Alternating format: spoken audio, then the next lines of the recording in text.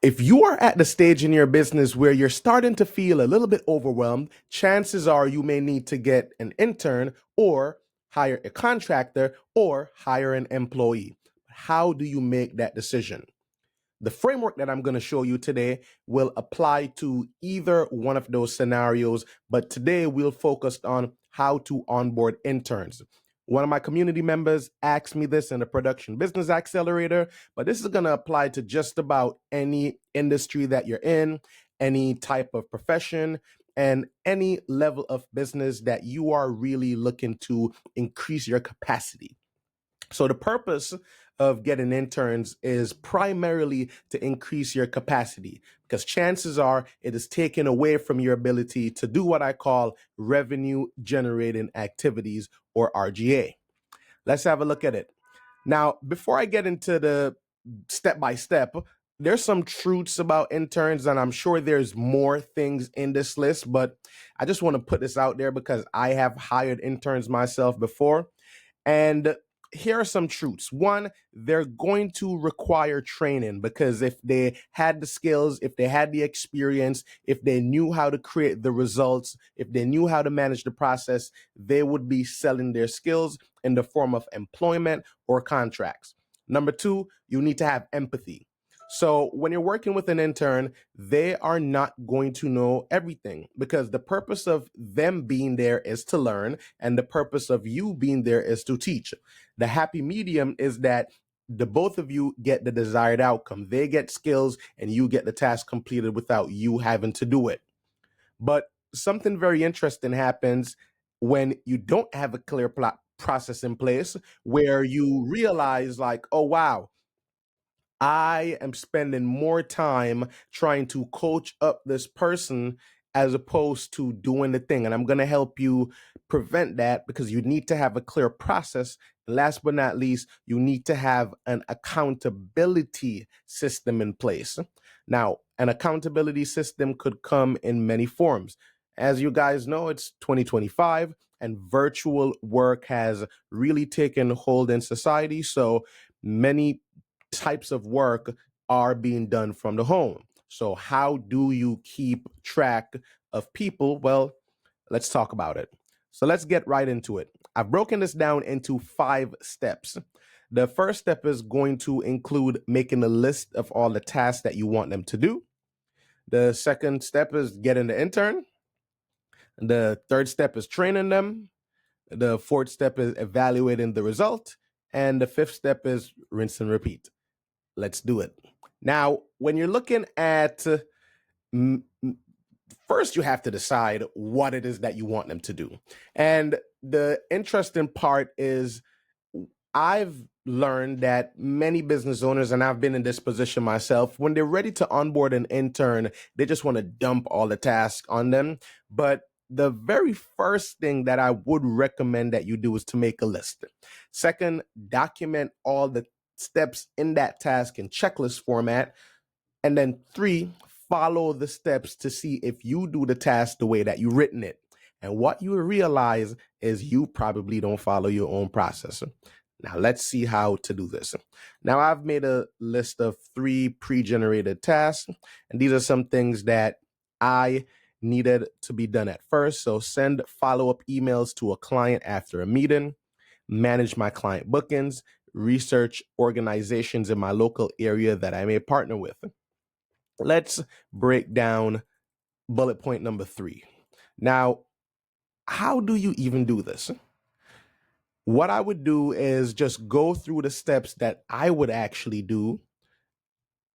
I would say decide the type of organization, then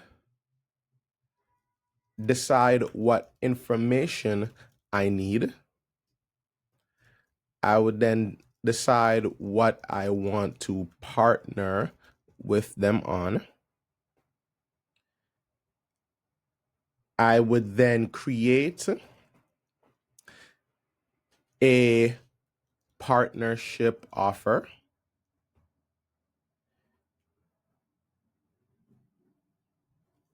I would package up the partnership offer.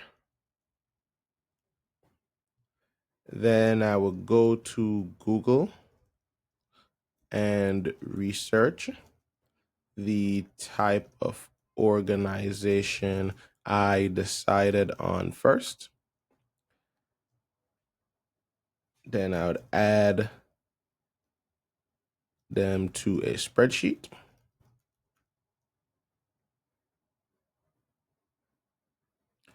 And now here's some things, right? How many organizations do you want? That could be, all right, so go to Google and research 10 of the types of organizations I decided on in step 1. Add them to a spreadsheet, begin outreach.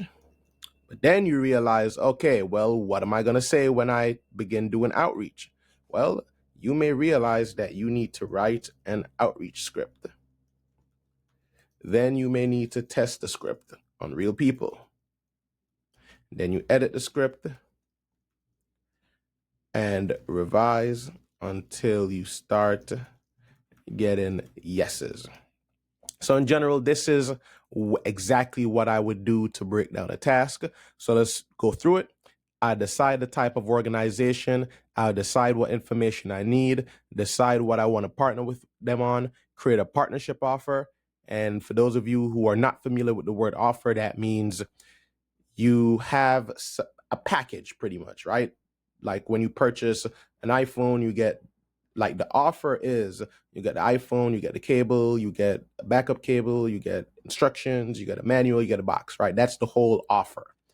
Then you want to package it up. So you want to present it in a way that your client or your prospective partner will appreciate and see the value in partnering with you on. Go to Google, research the 10 types of organizations I decided on in step 1, add them to a spreadsheet, begin outreach. But you realize, oh, I can't begin outreach yet. I need to write an outreach script. So this is, and now what you want to do is you want to follow this process. I'm not going to do that in this video as I'm just showing you, but this is what would happen.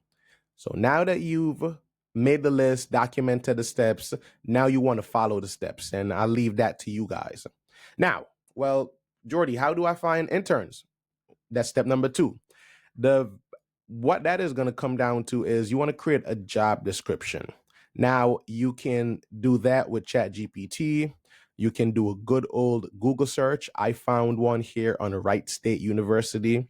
Believe it or not, this is what we used to do before we generated stuff from ChatGPT. So you just research the template, and you can see here they have a list of job description components. I would simply copy the job description components. Just copy, copy, copy, and I think it ends right about here. So I just right click, hit copy. I will go back into this document, and let's just make another document for the sake of this. And I would then paste this information, and then I would begin to fill each section, right? So I just fill each section. So this would be outreach. So this job title would be an outreach intern. And as you can see, I'm just following the example.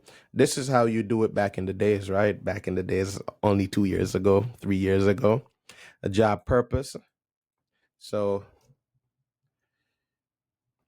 the purpose of this job is to increase the amount of organizations that we form partnerships within Brooklyn, New York, so that we can grow our coaching program. And of course, you can have ChatGPT ask you to do that, but you go through that process, right? So now, after you created your job description, now you want to send it out. The easiest way to start this is to simply reach out to people in your immediate network. find talent from a local college and offer credit, post on LinkedIn, post on Indeed, or post on Instagram if you have garnered a following over the years. Now, you've gotten the intern, now you want to train them. And now, typically, it would come to say, all right, well, what do I train them on? You're going to train them on that checklist that you created in step 1. This is why the separation is in the preparation. So you're going to have them follow the checklist. And what you're going to do is you're going to do the checklist. I like to break down my things like this. So I would do the task and have them watch. Then I do the task with them. And after I've done that, then I would have them do it themselves. So it's like 3 stages of learning, right? So you do the task and you just have them watch you do it. Then you do the task with them. So you have them take partial ownership over it and you guide them along the way. And then 3, you have them do it themselves. This is why you'll probably see why if you are the sole owner of your business, well, you may not want to take on too many interns at one time. After you have done that, you evaluate the results and then you measure the outcome. So the outcome is, well, okay, you go back to your task. What are the outcomes here? Did they add 10 organizations today? Did they reach out to those 10 organizations today? How many people responded? How many people were interested? How many people were not interested? That is what you would do. And once you do that, you essentially repeat this process and you would do 2 things, right? So you would literally repeat steps 1 through 5 until either A, you've delegated all the tasks that you wanted, you have gotten all the interns that you've wanted, and then 3, you've trained them to get the result that you wanted. And that, my friends, in 13 minutes, 12 minutes, is how you decide the task that you want to delegate, find interns, train them, evaluate the results, and then you repeat. Hope that this video was helpful for you guys. And trust me, this is going to apply to contractors. This is going to apply to employees. This is going to apply to just about anything in your life, especially if you're the type of person that may want to work with your friends or want to work with family, etc.